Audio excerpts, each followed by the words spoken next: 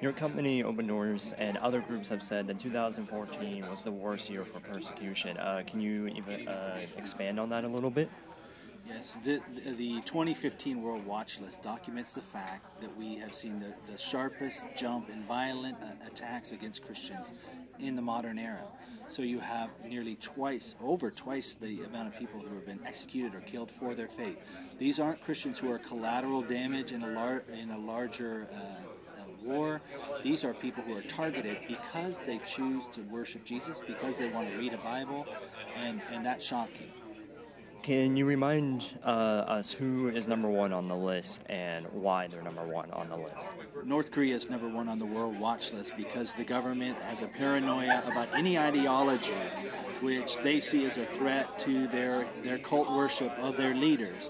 And so they rank enemies of the state. Christians are the number one enemy of the state in North Korea, and it's caused them to be number one for the 13th year in a row. A lot of the other countries are run by Islamist extremist groups. Can you tell us about some of the other ones that are in the top 10 and why they are also on the top 10? Islamic extremism is a driving force, is really the driving force in 40 of the top 50 countries on the World Watch List.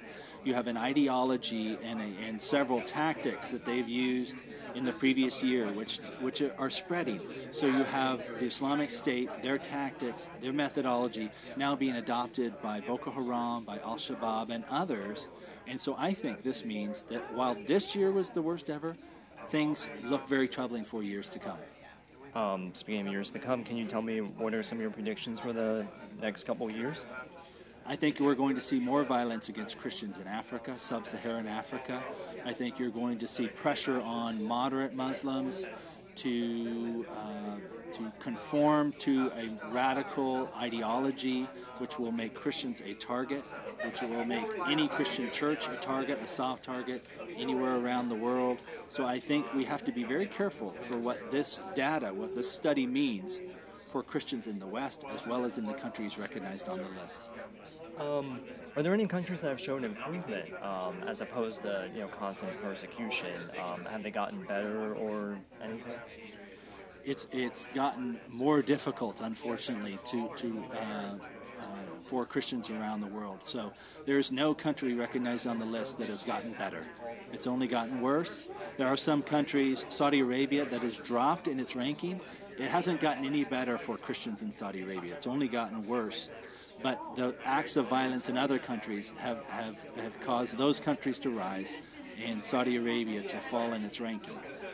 Eileen, what can us Christians do here at home, praying-wise and missions-wise, to help out? This is a wake-up call to Christians in the West. We need to make the persecuted church an issue of prayer and support because there's a genocide happening in Iraq.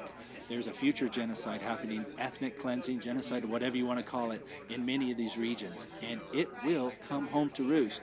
We need to let our congressmen and our representatives know that this is an issue we care about. They will not care, the media will not care, unless Christians begin to care about what's happening. And what can we pray for when it comes to all these situations? Pray for hope. What people need to know, what Christians want to know when I'm talking to them in the Middle East, in Asia, is does anybody in the West know or care what's happening to me? Do they care about persecuted Christians?